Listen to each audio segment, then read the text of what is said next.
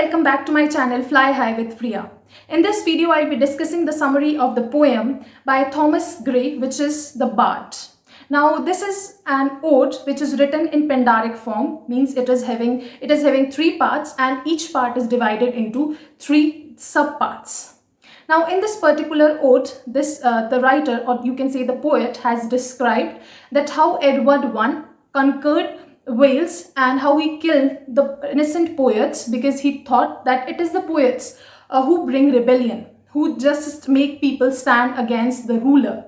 And that's why he assassinated poets that in this poem, one particular bard is cursing Edward I, that because of all the misdeeds you have done, you have committed, your ancestors, means your coming generations, will be doomed, and you will also have to face consequences. So this is the, you can say, crux of this poem. Now I'll be explaining the detailed line-wise these text, and I'll be dividing it into different parts because it is a very long poem. It can't be covered in one single video, so I'll be making different videos. Three parts are there, so I'll be making the video in three parts. In today's video, I'll be discussing the first part. Okay, so now let's get started with the first stanza, you can say, or first part. Now, as the poem opens, the poet here says, "Ruin seize the ruthless king." Now, the bard is cursing this king, Edward I. He is saying that you will be ruined. You ruthless, you cruel king, you will be ruined. "Confusion on thy banners wait." Now, the confusion means, as all dynasties, all the kings, all the clans have their own banners, own flags, own symbols. Similarly, your banner will go in confusion, means will go in endless night, you can say, because of your deeds. "Though fanned by conquest's crimson wing, they mock the air with idle state." Your flag or banner, which is now waving, or you can say flying in the wind, it is having crimson wings. Means so many killings have been made by you, so you have murdered so many people, so many innocent people, and that's why the color of your flag is red. And you feel that after killing all these poets, you have made an ideal state, but it is not true. He further says, "Helm nor hauberk's twisted mail, nor even thy virtues tyrant shall avail to save thy soul from nightly fears, from Cambria's curse, from Cambria's tears." Now, in these 2-3 lines, he is saying that helm here means your spear, or your hauberk here means the protective shield which a particular king wears when he goes for a war. So neither your spear nor your protective shield nor the virtues you are having will be able to save your soul. Your soul will be doomed just because of the curses of Cambrian people, because of the sufferings you have given and the curses they are giving. Your soul will be doomed and nobody will be able to save you. You will your soul hai, he says, your secret soul will you can say move in fearly nights. You will means your life will be very fearful. Now he says, "Such were the sounds that over the crested pride of the first Edward scattered with wild dismay." Now here the poet in these 2 lines says that these sounds, whatever this curse is being said by the bard, is prevalent, is there in the environment, in whole environment. "As down the steep of Snowdon's shaggy side, he warned with toilsome march his long array." Now, as the army was moving down from the steep of Snowdon mountains, this very particular things have been can be heard. All these sayings of bard can be heard clearly. "Stout Gloucester stood aghast in speechless trance," and his father-in-law comes to know about this thing. Means he hears this curse and he becomes speechless and is terror struck. "Now to arms cried Mortimer and couched his quivering legs."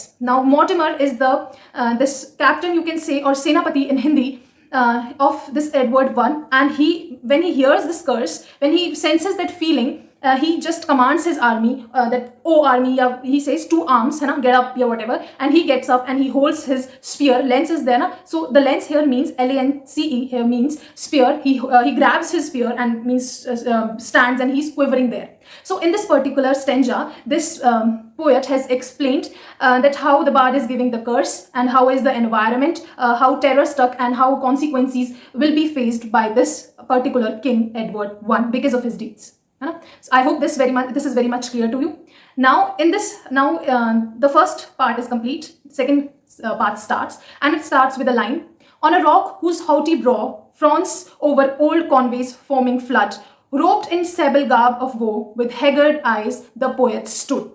Now this poet, now he is now where the place where the poet is standing is described. He's standing on a rock, है ना? That poet is standing on a rock, and that rock is very on a very high place. Now he has compared the place with the brow. Now as in our body parts, brow is at very high level, na? Means at a height. So that particular bard was also standing on a height, and he was standing on a height of a rock, means on a rock, and below him was the this river Conway. Conway is flowing, and because of the speed of that river, foams are created. झाग बन जाते हैं ना. You might have seen जहाँ river is flowing, so foams बन जाते हैं. So same foams have been formed at that very particular place, and this poet is standing there, and he has worn a robe. He is wearing a robe, as Wales is in cool places, at a cold place. So obviously he is wearing a robe, and that is having fur. With haggard eyes, the poet stood, and his eyes are described that his eyes are looking like haggard, and there he is standing. Loose his beard and hoary hair. Now his beard is not combed, means it is long, and it is not combed in a very hodgepodge way. Hoary hair are also not combed, they are just open, है ना?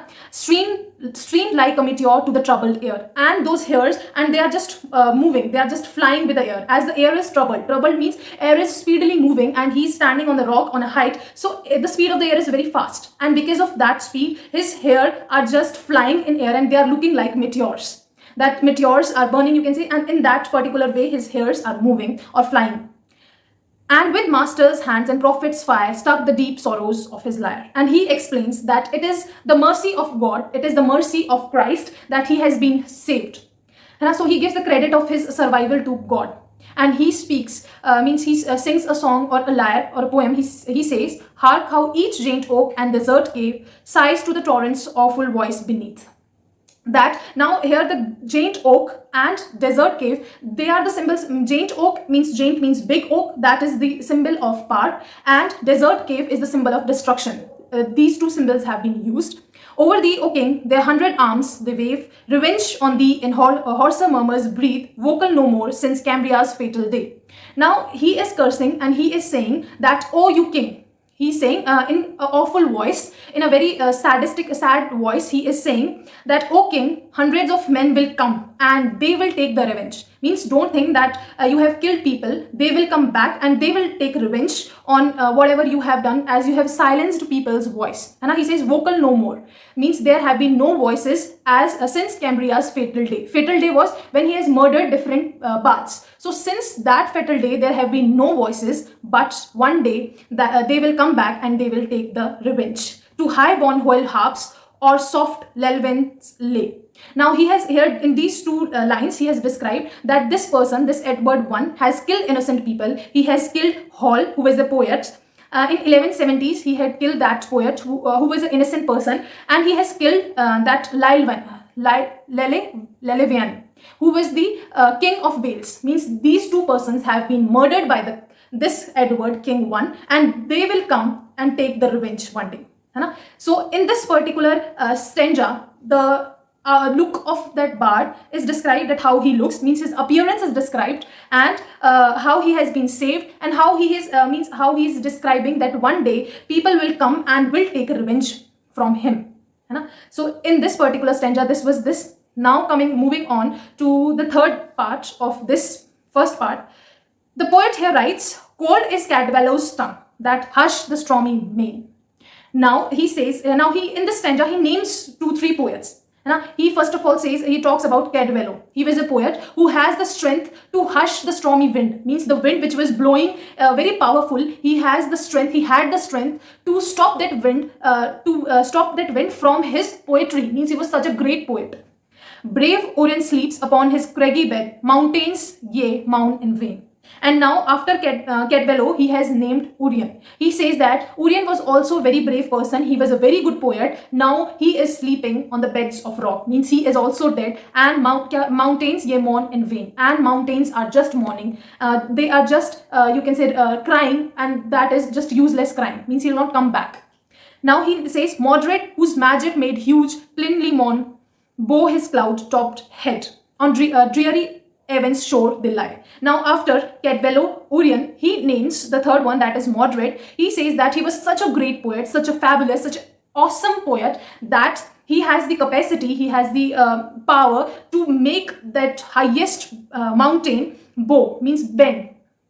Plinlimon was the highest mountain, and when he started his poetry, even that highest mountain bowed in front of him.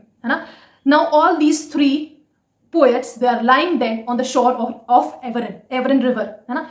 Means he has killed, the Edward first has killed these people, smeared with gore and ghastly pale, and they have been killed, and they are all smeared, means they are just full of blood, and they have become very pale due to death.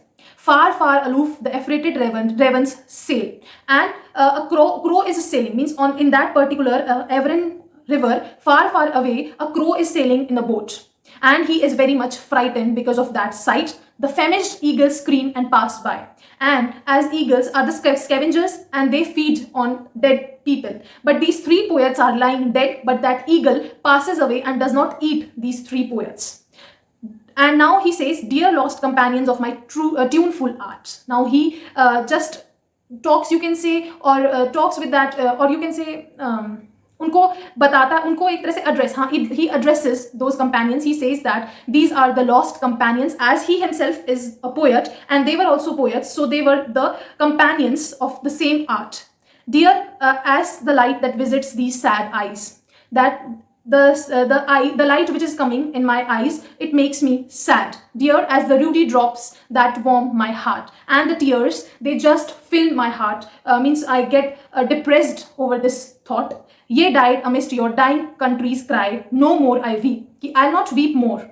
They do not sleep. That these people, these poets, or different poets who have been killed by this person, Edward I, are not sleeping. What are they doing?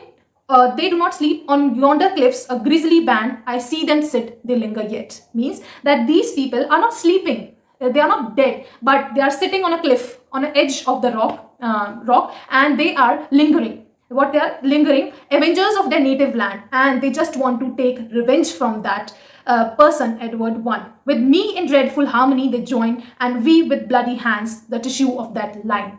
And these people are not sleeping, they are sitting on the rock, and they will, with me, will be just making the cloth, you can say, or the tissue for your dead body. As one person, if a person dies now, so a cloth is covered, he's covered with a cloth. So similarly, they are weaving that cloth for this Edward I. So means they'll be taking the revenge from this person. This was all about the third part. Means in this he has described three poets who have been killed by, who have been mercilessly killed by this Edward I, and he says that they are not sleeping. These three poets and all other poets, they are not sleeping, they are not dead, they are lingering for taking the revenge, and one day the revenge will be taken. They are just weaving the cloth, they are weaving a tissue, and finally one day they'll take the revenge. So this was all about the summary of first part. I hope this summary is very much clear. I have tried to explain it in a very simple way so that you may understand this. I hope my efforts will surely help you. Thank you for watching. जाने से पहले do subscribe and share my videos. Thank you. Till then, bye bye.